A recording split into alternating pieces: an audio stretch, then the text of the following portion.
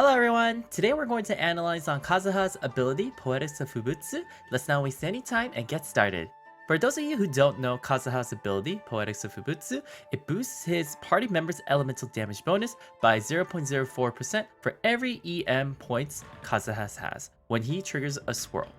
I personally felt like this ability was a decent boost and it wasn't anything game breaking, but there are many times when I assumed this in the past and I was incorrect.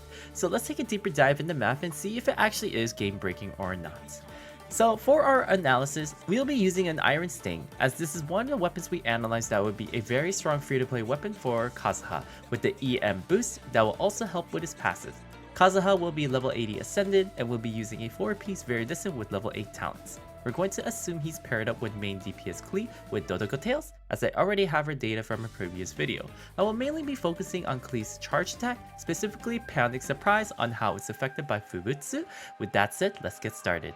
When Kazuha has an EM of 395, he'll be boosting his party members' elemental damage by 15.8%. Hence, Klee's Dodoko Tails will be boosted by this much. It really seems like a significant amount, right? Well, it's because I baited you. This is also including Viridescent 4-piece debuff as well. So if we were to actually take a look at Dodoko Tails without the debuff, your actual charge attack will look like this. As you can see, this seems like a very minor buff for such a huge EM that Kazuha has. But maybe it'll be different if we try to max out our EM instead. Maybe we just need more EM than what we have right now. Let's change our sub DPS artifact set to an EM focused artifact set. So EM on your goblet, EM on your circlet, EM on your sand, and see if that'll make a difference. If we do that, then we can see that our EM bonuses changed significantly, which makes sense since our EM has to be freaking above 1000. Maybe we'll be able to see a huge difference in our Klee's charge attack.